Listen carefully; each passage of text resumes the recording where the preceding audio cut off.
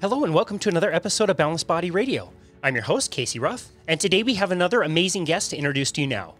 Dr. Debi Silber is a holistic psychologist. She is the founder of the Post Betrayal Transformation Institute and is a health, mindset, and personal development expert. She is the author of the #1 bestselling book, The Unshakable Woman: 4 Steps to Rebuilding Your Body, Mind, and Life After a Life Crisis. Her latest book is called Trust Again: Overcoming Betrayal and Regaining Health, Confidence, and Happiness. Her recent PhD study on how we experience betrayal made groundbreaking discoveries that changes our perception on how long it takes to heal from trauma. In addition to being on Fox, CBS, The Dr. Oz Show, TEDx twice, and more, she's an award-winning speaker, coach, and author dedicated to helping people move past their betrayals, as well as many other blocks, preventing them from the health, relationships, and happiness they want the most. Dr. Debi Silber, welcome to the show. Thank you so much. Looking forward to our conversation. This is going to be a lot of fun. We do have something in common that I would like to point out. We both love dogs, but I only have 2. You seem to take your love of dogs to a bit of an extreme that I would not go to. Yeah, we collect them. I don't even know how it happened. We had 6 at one point. We have 4 now. We actually lost 3 over the summer, which just was awful within the past couple of months, and then couldn't take it. So we got a chocolate lab. Actually, her name is Casey. That's awesome. I love it. That's great. So we're back up to 4. Yeah. Wow, that's amazing. Every week, my wife and I ask each other 3 questions about how our week went. We ask each other one thing we've learned or changed our mind about. We ask each other one thing we wish we had done better, and one thing that we were really proud of in that week. And my answer this week, we were out on a walk for what I wanted to do a little better was have a little bit more patience with our dogs. We have 2.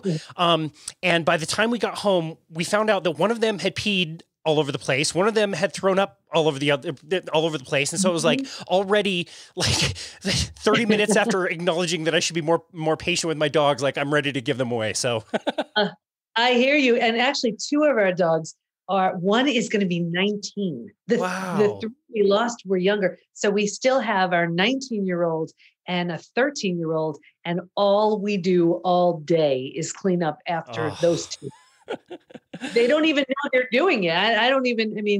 They're not in any pain, but wow. Yeah, that's a lot of work. We certainly feel for you for losing your dogs over the summer. We lost a cat over the summer. I couldn't believe how difficult morning that was. That was really, really challenging. So dogs are definitely special creatures in our lives. For sure. Well, I am curious to talk to you about your work. It occurs to me that somebody who studies what you study probably doesn't do so on accident. You probably didn't just stumble upon this on accident. Can you tell us a little bit about how you got into the work that you do? Of course. This is actually my 30th year in business. And as life would change, so would business. And I started in health and then mindset and then personal development. And then trauma hit. It was a horrible betrayal from my family and thought I did what I needed to do to heal from that and move through it. And then a couple of years later, it happened again. This time it was my husband, shocked, blindsided, devastated, what anybody goes through who has experienced that. So I got him out of the house and I looked at the 2 experiences and I said, well, what's similar to these 2 experiences besides me, of course? And I realized, boundaries were always getting crossed. I never took my own needs seriously. It was always about everybody else. So I knew something drastic had to happen. And so I decided to enroll in a PhD program in transpersonal psychology, the psychology of transformation and human potential. I had 4 kids, 6 dogs, a thriving business. I didn't know how I was going to pay for it. I didn't know how I was going to do it, but this had to happen. And so I took it on, and then it was time to do a study. So I studied betrayal, what holds us back, what helps us heal, and what happens to us physically, mentally, and emotionally when the people closest to us lie, cheat, and deceive. That study led to 3 groundbreaking discoveries, which changed my health, my business, my family, my life. Wow, that's so interesting. How is betrayal different than any other trauma that we can face?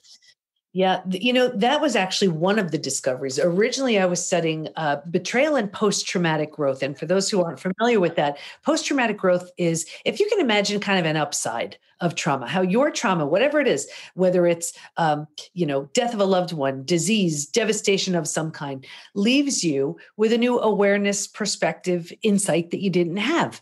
Right. So, but I was like, I've been through death of a loved one, and I've even been through disease. And I was like, but betrayal feels different for me. I didn't want to assume. So I asked all my study participants, I said, if you've been through other traumas besides betrayal, like one of my participants lost everything in a house fire, right?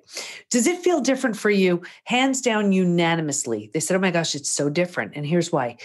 Because it feels so intentional, we take it so personally. So the whole self has to be rebuilt. Rejection, confidence, abandonment, belonging, worthiness, trust, they're all shattered.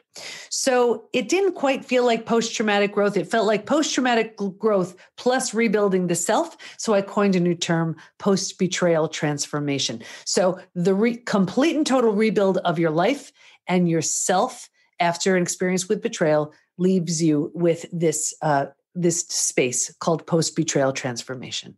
That was the first discovery. Wow. Interesting. What were the other two? So the second one was that there's a collection of symptoms, physical, mental, and emotional, so common to betrayal. It's known as post-betrayal syndrome. And we've easily had 30,000 plus people take our post-betrayal syndrome quiz on our site to see to what extent they're struggling. And it's so interesting because, every age, every demographic, almost every country. And, we've all heard time heals all wounds. I have the proof. It's not true. There's a question that says, is there anything else you'd like to share? And people write things like, my betrayal happened 40 years ago and I can still feel the hate. My betrayal happened 35 years ago. I'm unwilling to trust again. My betrayal happened 10 years ago. Feels like it happened yesterday. So we know when it comes to betrayal, it requires a very different type of healing. And, every couple of months I pull the stats from the quiz just to see, how people are doing. Would you like me to share them? Absolutely. So interesting. Sure. Yeah. So imagine this is out of like 30,000 plus people. 78% constantly revisit their experience. 81% feel a loss of personal power. 80% are hypervigilant. That's just exhausting right there. 94% deal with painful triggers. These are the most common physical symptoms. 71% have low energy. 68% have sleep issues. 63% have extreme fatigue. So they could sleep a whole night, wake up, they're exhausted. Those are your adrenals that tanked. 47% have weight changes. Maybe in the beginning, they can't hold food down. Later on, they're using food for comfort. 45% have digestive issues. Anything from IBS, Crohn's, diverticulitis, constipation, diarrhea, anything. Wow. The most common mental changes. 78% are overwhelmed. 70% walking around in a state of disbelief. 68% are unable to focus. 64% are in shock, and 62% are unable to concentrate. So now imagine you can't concentrate. You have a gut issue. You're exhausted, and you're supposed to work and raise your kids or whatever else it is you're doing. That's not even the emotional ones. 88% have extreme sadness, 83% angry, 82% feel hurt, 80% have anxiety, 79% are stressed. Here's why I wrote the book, Trust Again. 84% have an inability to trust. 67% prevent themselves from forming deep relationships because they're afraid of being hurt again. 82% find it hard to move forward. 90% want to move forward, but they don't know how. Wow. So those numbers, they're staggering. Is this something that's a lot more common than we assume? Like I look back at my life and I can't really identify a time that I could say like I was strongly, betrayed by anyone or anything. But is that unique to me? Is it like a large percentage of the population that experiences all those things?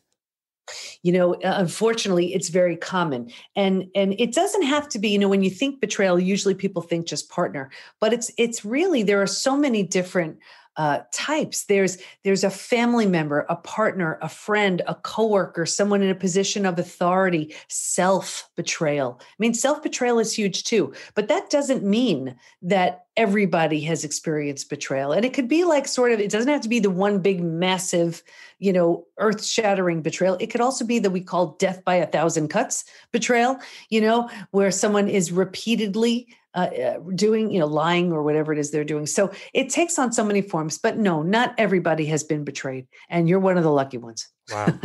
Well, I'm glad for that. Bethany had a question for you, and she wanted to know, kind of along the lines of what you just said, can we feel betrayed by our bodies if we don't have good health, if we get a cancer diagnosis or something along those lines? Yeah, absolutely. It's interesting. I've had a few guests on From Betrayal to Breakthrough, my podcast, and that was the theme. It was just these incredibly healthy, whether they were health experts coming into it or they became health experts, who they were doing everything right.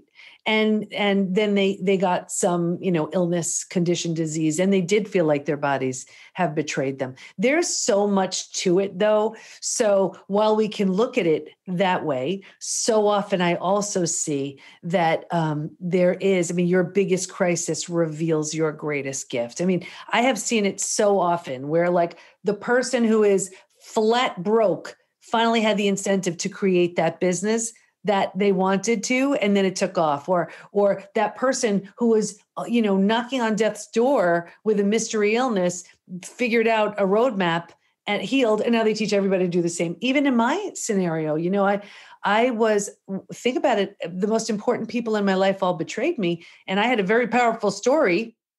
And I would have gotten sympathy from everybody I told it to, but instead we're helping thousands of people. We're certifying coaches. We're running the PBT Institute. So it's usually these opportunities that, it's like the light. What's that saying? When the light shines. Oh, I always botch up quotes. Something like where the light shines where the crack is, and then the light shines in. A Rumi quote. I just botched it up completely, but you get the idea. Yeah. No, that's really interesting. The only reason we're having this conversation is we were unemployed during the pandemic and we had to start our own business.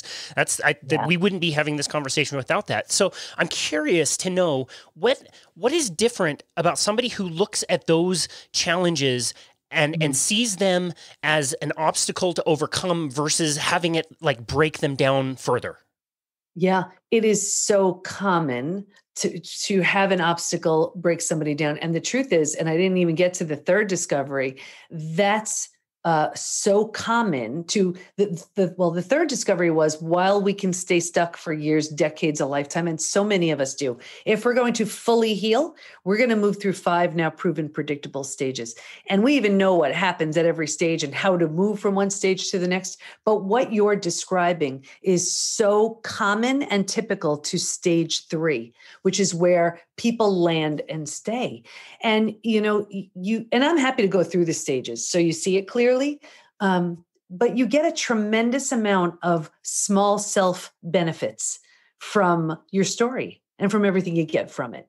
And when you realize, though, you get so much more when you let that story go, that's the beginning of change. Interesting. Yeah, I would love to go into those stages. I think this is really fascinating stuff. So if you don't mind, I would love to hear about all 5. Yeah. Absolutely. And we map them out, and they're all mapped out in Trust Again. It's what we teach within the Institute, but here you go. So the first was like a setup stage. And if you can imagine 4 legs of a table, the 4 legs being physical, mental, emotional, and spiritual. What I saw with every study participant, me included, was this real heavy lean on the physical and the mental and kind of neglecting the emotional and the spiritual. So what does that look like? Looks like we're really good at thinking and doing and not really paying much attention to feeling and being, right? That's not to say if you're busy thinking and doing, you're going to get betrayed. It's just what I typically saw. So, but if a table only has 2 legs, easy for the table to topple over.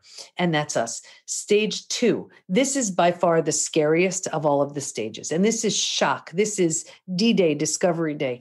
And this is the breakdown of the body, the mind, and the worldview. So here's like where that person takes a mask off saying, this is who I've really been this whole time. And it tattoos itself on your body, on your mind, on your heart. And you ignite the stress response. Now you're headed for every single stress-related symptom, illness, condition, disease. Your mind is in a complete and total state of chaos and overwhelm. You cannot wrap your mind around what you just learned. This makes no sense. And your worldview is shattered. Your worldview is your mental model. These are the rules that prevent chaos. Don't go there. Trust this person. It's like the rules that govern you. And in a moment, every rule you've ever had has been shattered. The bottom has bottomed out, and a new bottom hasn't been formed yet. So it's terrifying. But think about it.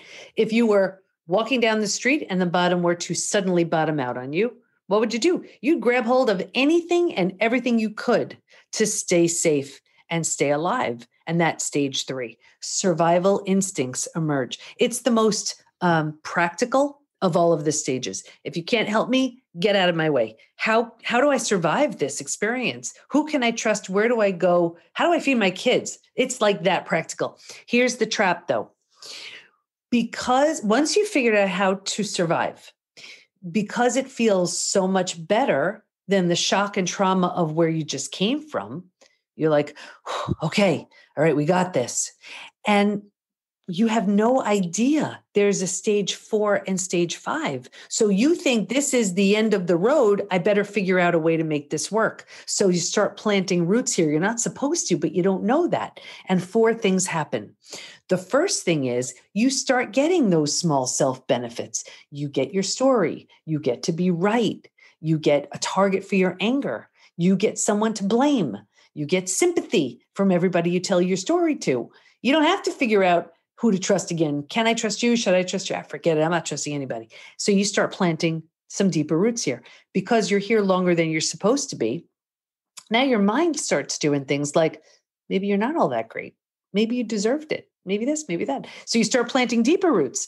Now, because this is what you're thinking, like energy attracts like energy. So now you start calling circumstances and people and relationships towards you to confirm this is where you belong. Like the misery loves company crowd, they come along now too, right? So you plant deeper roots. It gets worse, but I'll get you out of here. Because it feels so bad, but you have no idea there's anything better. Right here is where you start using food, drugs, alcohol, work, TV, keeping busy, whatever it is for you. Now think about it. You do that for a day, a week, a month. Now it's a habit, a year, 10 years, 20 years.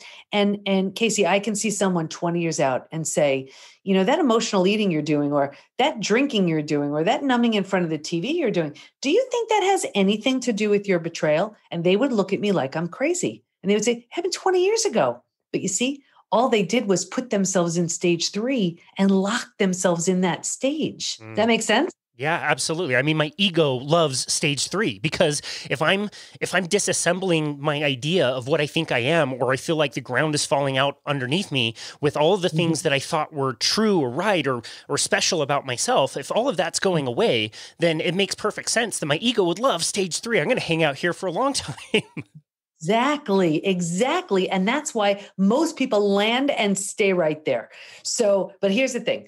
If you're willingness is a huge word here, and this is where you have to battle your ego. If you're willing to let go of all those small self benefits and everything you get from it, and do a few other things, you move to stage 4. Stage 4 is finding and adjusting to a new normal. Here's where you acknowledge, I can't undo my betrayal, but I can control what I do with it. And I always use the example of if you've ever moved to a new house, office, condo, apartment, whatever, your stuff's not all there. It's not quite cozy yet, but it's going to be okay. And when you're in that kind of mental place, what you're doing is you're turning down the stress response. So you're not physically healing just yet, but at least you stop the massive damage you were causing in stages 2 and stage 3.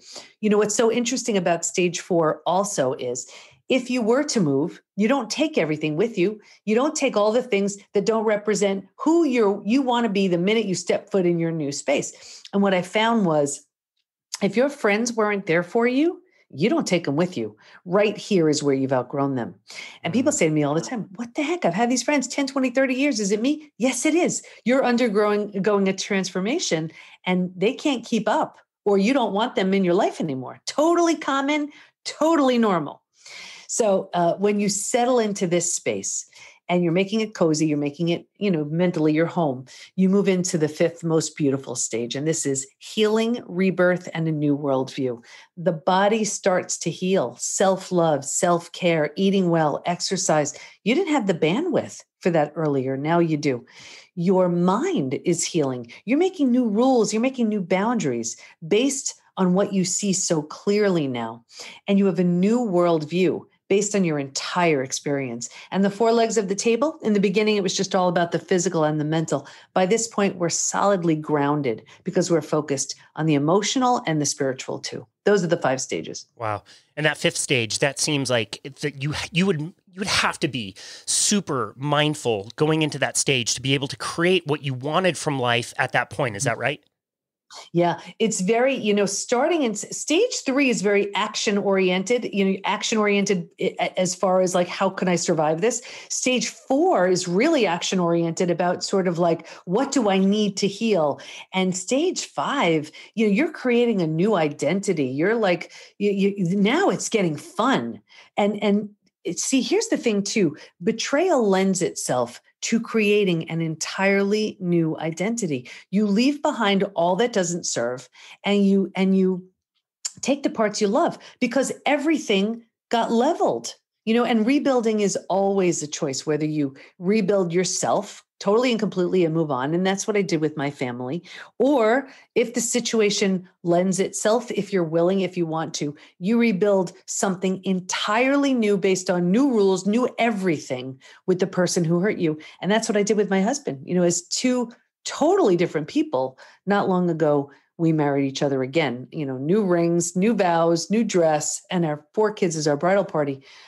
Never in a bazillion years would I have done that if I wasn't totally different, and for sure if he wasn't totally different. Wow, that's really amazing. I want to learn a little bit more about that experience. What was that like, trying to kind of rebuild and create something new from something old?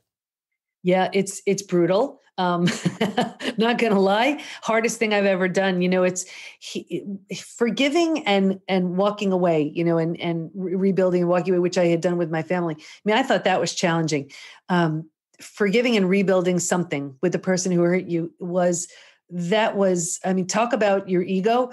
My ego I was battling with my ego. And it was the biggest fight of my life, because integrity is my highest value, my absolute highest value. So there wasn't one cell of me that was okay with it. And I remember even going to, it's so hard because trust is shattered and you don't even know what to think, who to believe, once you've been betrayed. So I was like, you know what? I'm just meeting with an intuitive coach because I need real help here. And I walk in and she just starts laughing. Like, what the heck is she laughing about? She goes, oh, how you 2 planned this. And I was like, what did you just say? She said, oh, yeah. He needed something so catastrophic to crash and burn and become the husband, father, friend that he's meant to be. You needed to crash and burn so you can heal and teach from this deep place of knowing. You're going to have an institute and this big following and books on betrayal. And I'm thinking, you're crazy. I don't know what you're talking about. Wow. That's and crazy. Of course, everything that happened. So it's in my scenario, that was, like, I remember thinking to myself, what if that's true? And I'd battle between really my ego and my soul. It was like, my ego was like, are you joking? And my soul was like, what if there's a huge, gigantic lesson here? And what if I can really tell my ego that it's not the ego that's going to be running the show for a while. I mean, what if? And by far the hardest thing I have ever done. Wow. That's such a cool story. What has been the best thing that you've gained from that experience?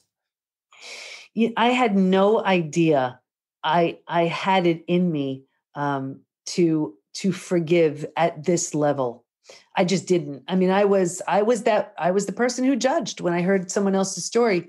But what I learned also was be willing to lose it all. And I did. that was the deal breaker. So I was like, okay, I guess I'm a single mom now. And that was the deal breaker. And I had no intention. It was just, my only intention was to heal. And when there is that complete and total and utter death and destruction of the old, at the very least, you rebirth a new you. And if it's possible, and if the situation lends itself to it, you rebirth a new opportunity with that other person as well. But that never happens unless there's a crash and burn of the old. And what I see so many people do is they're so afraid of that they just keep patching it up and turning the other cheek. And no, it just doesn't work.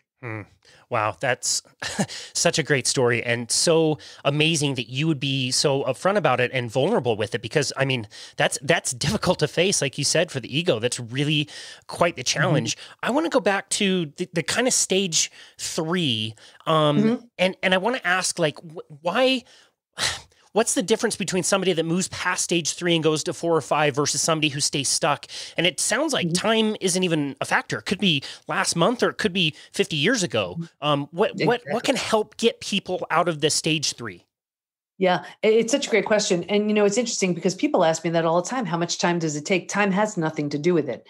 It really doesn't. And even going into the study, I assumed, you're not supposed to assume anything as a researcher. I was new at this. I was like, the people who were the hardest hit will probably grow the least because they have the most to overcome.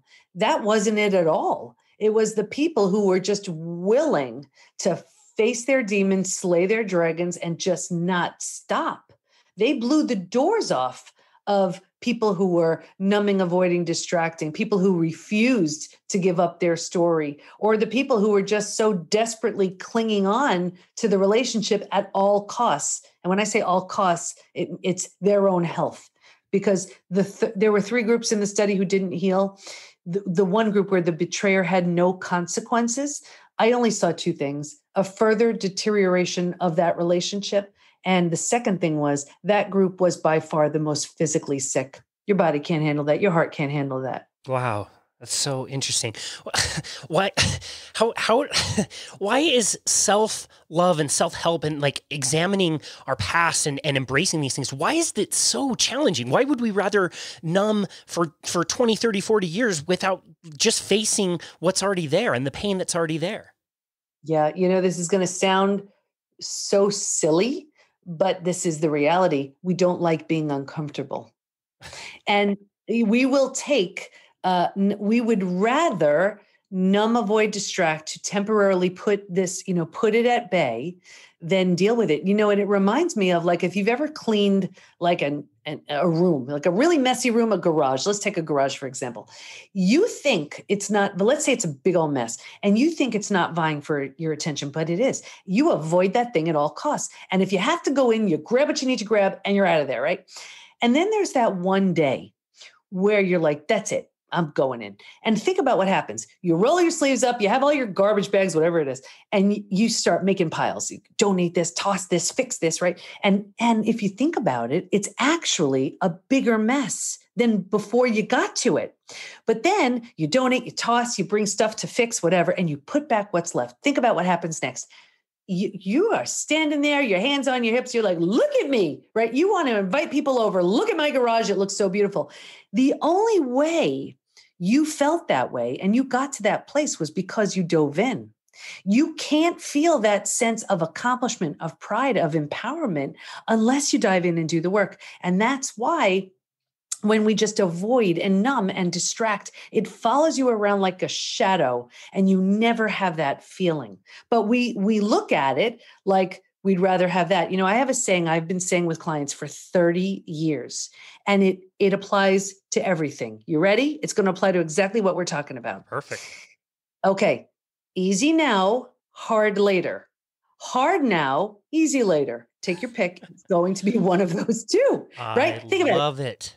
I love that. Easy now, I'm going to have that drink, and I don't want to deal with it. Hard later, still there, right? Or hard now, I'm going to face this stuff. I'm going to deal with this. Easy later. Now I'm moving through it. Use it for anything, right? Weight loss. I want the cookies, right? There are the cookies. Easy now. I eat the cookies. Hard later. I can't button my pants, right? Yep. Hard now. They're the cookies. I want them, but I'm going to have an apple instead. Easy later. Look at me. I look good. You see, no matter what it is, but we choose easy now, and it only leaves us with hard later. That's amazing. I can confirm based on what you just described that it will be a bit messy at first. Our pantry is like totally clean now. We cleaned it all out last week and it was great. And yes, we were the ones with our hands on our hips being so proud about it. But yeah, it was a big mess. And I think of the an example given by one of my favorite books, The Untethered Soul.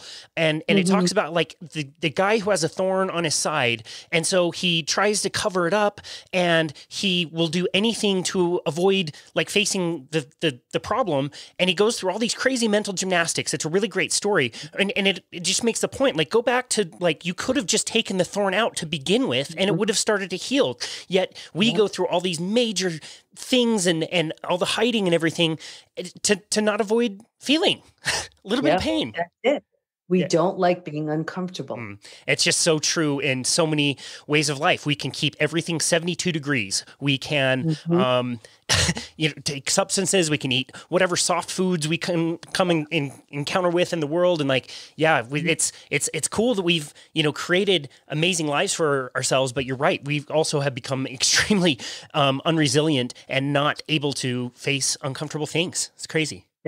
And when we do, though, that's when we see how strong, we are. And it's interesting when I see people come into the PBT Institute with symptoms of post-betrayal syndrome, move through the 5 stages, get to that place of post-betrayal transformation. They are the strongest, most empowered, healthiest, most confident people I've ever seen, because look what they've moved through. Think about it. Betrayal is the people who gave you a sense of safety and security. And then when that person or those people are the very people to shatter that sense of safety and security, it's traumatizing. And when you can move through it and rebuild trust and heal from that sense of rejection and abandonment and belonging and worthiness and confidence, you are a different person. Wow. Yeah, that's a really great point. I'm curious to know, like, just off the top of your head, like 1 or 2 stories. Your story, personal story, is amazing, but some of the stories of people that you've helped. What are 1 or 2 that come to mind? Yeah, it's interesting. We have weekly Q&A with me in the Institute. And what I love so much is we'll have a member sharing just a recent experience, and other members will say, oh my gosh, you sound so different than you just sounded 2 weeks ago. It's like you see all they're doing is they're doing the work. New boundaries are being put in place. They're terrified to say no or whatever it is, and they do. And they have the support of people, enough to give them the strength to do this. And then their confidence grows because of it. And we see it all the time. And then I'll tell you, there are the people who, on those same Q&As, they will tell me a story week after week after week. And those are the ones who don't stay because they're unwilling to let go of their story. And I'd rather, honestly, we're not a community for that. It's not a woe is me party. We're there to move them through the stages. And so I used to say the community is for people who've been betrayed, and to heal physically, mentally, emotionally. And I've changed it. Now it's people who are ready to rebuild their health, their lives after betrayal. And the readiness is huge. Wow. And you are noticing physical manifestations of that as well. Maybe people getting more physically fit, more healthy on that front as well. Oh, 100%. Because, when I read those symptoms of post-betrayal syndrome, as you move through the stages, you heal from all of it. That's so interesting. I want to talk about your latest book and rebuilding trust. What are some of the cornerstones of that work? Yeah. So trust, again, really is about, I move people through the 5 stages. All the stages are there. And I was like, at a time where we need support the most and we're the least likely to seek it, at the very least, there's a book that somebody could have in their hands and move through the stages. I also teach the 4-step trust rebuilding process, the study participants, and their stories are in there. My very personal stories in there. And it's not the type of book that you read. It's the type of book that you do. And it's really to physically move you through the stages. Yeah, that sounds really practical and very helpful. I just feel like once our trust is betrayed, it feels so difficult to want to rebuild it, build it back up again. What are some of the benefits you see from being vulnerable and open to rebuilding trust? Yeah. And people ask me all the time, can trust be repaired? I say no. Can it be rebuilt? 100%. I look at it like this. Trust to me is like a brick wall. And the only way I know of a brick wall being built is brick by brick by brick. And the way it works is every opportunity that person has to show that they're trustworthy is one brick in the brick wall, right? So it could take 10, 20, 30 years, right? Brick by brick by brick. And now that person with those people in one moment can shatter the entire brick wall, right? So now you could look at the rubble of bricks and say, I don't have the least bit of interest in watching that thing get rebuilt. However, if you are willing to watch that brick wall be rebuilt, the person who's been betrayed has to be willing. And the person who shattered the brick wall has to be a really good bricklayer. And they have to do it the same way they did it the first time, showing that every opportunity they have to be trustworthy is one brick in that brick wall, brick by brick by brick. What I see, though, so often is the person who's been betrayed is so uncomfortable with what this chaos has caused. They're like, forget it, I'll build the brick wall. I'll fix it. Never mind. You see? And it's not their place. It's not their job to do. Interesting. Wow, that's really helpful. I've also learned a lot from your podcast. Can you tell us a little bit about your podcast, your show, and the message you're trying to convey there? Sure. Thank you. So from Betrayal to Breakthrough, we have every Monday, we have interviews with doctors, thought leaders, regular people who have a story, a strategy, like a concrete nugget to take away to heal physically, mentally, emotionally, psychologically, or spiritually. And every Friday we have a dose of Dr. Debi. And it's just a short, little, quick, something that I've seen, something that I want to share, just so you know, you're not alone, you're not crazy, you could heal from all of it. That's great. Are you surprised with how much you love podcasting? I really am. I started it because I've been in business 30 years and I always like the idea of when you have a new relationship in business, offering, having something to give. So I really started it because I just wanted to give something like, hey, want to be on my podcast? And just because I wanted to meet the most, amazing people, which I have. And it's really being on other people's podcasts and hosting my own. I have met just amazing people just like you. That's so cool. I love it. It is something really special. This is not a topic I would have been able to deep dive into, but meeting you and encountering you and your work has been, it's great. And this is something that now we are making and creating and it's shareable. And if one of our clients brings it up, we can say, oh, go back to episode such and such and listen to this topic. And it is such a fun thing to kind of create and build out of basically nothing. It's really awesome. I'm curious, you are somebody who appears very fit and very healthy. What are some of the other fitness and health principles you have used in your life to keep yourself strong and resilient? It's just been a part of my life forever. And I remember, I have 4 kids and this reminds me of when the kids were young. I had a 5 and 6 year old, and then I had a newborn and a toddler. And I'm like, how the heck do you get a workout in with this?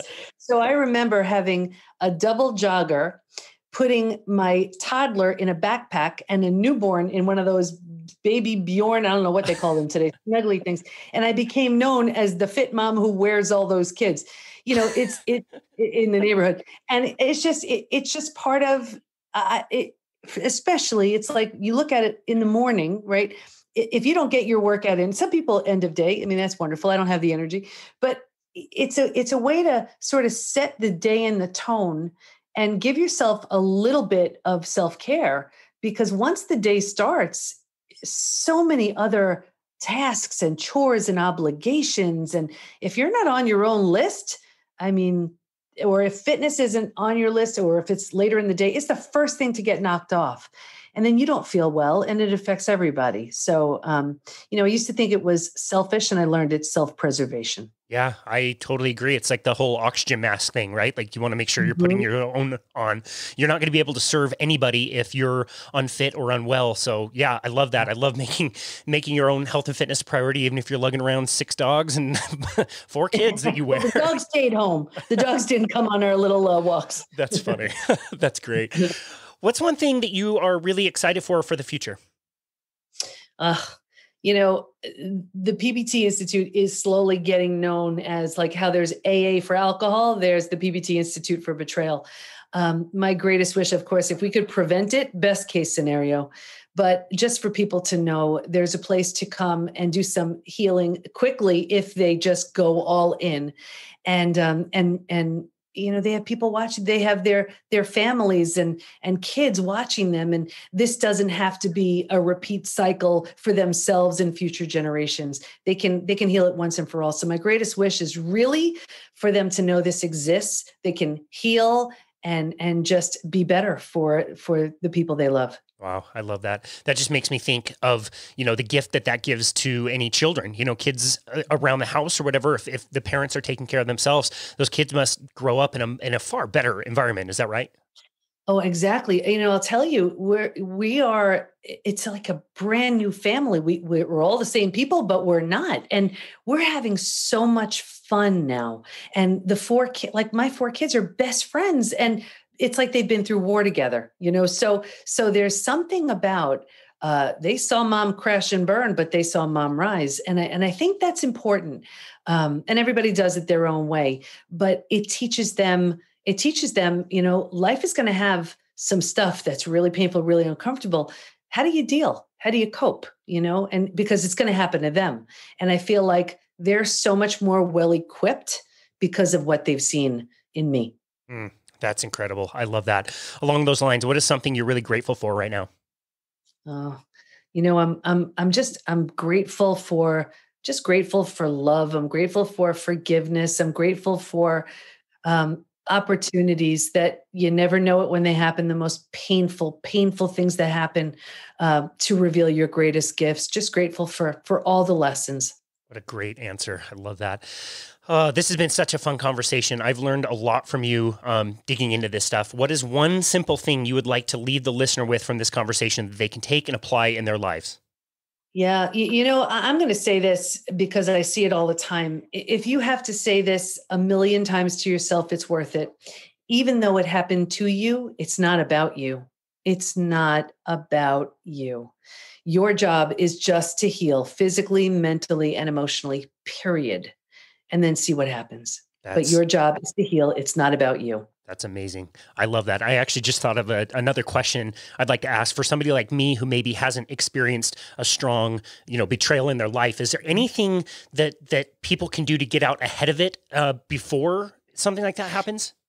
When your BS meter is sharpened and strong, you're that's a pretty good thing. But like in my scenario, right? I this was meant to happen so I could do this with it. So, so is it in everybody's best case scenario to prevent it? It happened to me, and I'd say, no, I wouldn't be doing what I'm doing now if I prevented it. So I don't know. It's a hard question for me to answer. Yeah. Well, I think that's a great way to answer it. And I think that's a great way to approach life and understand that, bad things might happen, but we just label them bad and we don't know what's on the other side of them or what we could possibly learn or take away from that. Such a great way to think about those types of things. Dr. Debi Silber, this has been an amazing conversation. Where would you like people to go to find you and your work and connect with you? Thank you. Well, I think everybody should just take the quiz to see to what extent they're struggling. They could just find that at the PBT, as in Post Betrayal Transformation, thepbtinstitute.com/quiz. And if they want the book, instead of just going to Amazon, get it from Amazon, but get it from this link, because then you get all kinds of goodies too. And that's just thepbtinstitute.com/trust again. That is awesome. We will link to that in the show notes. Dr. Silber, thank you again so much for all of your work. Thank you for taking some very strong personal challenges and using them to become stronger, more resilient, and again, to be vulnerable with it, to share the story, to help other people, I think is just so tremendous. So I just really appreciate you and your work, and I will be listening to your podcast and love your work. And we're so grateful for you and for coming on our show today. Thank you so much. Thank you. And thank you. It's people like you that give people like me a voice. Thank you. Absolutely. It's a total honor. And this has been another episode of Boundless Body Radio.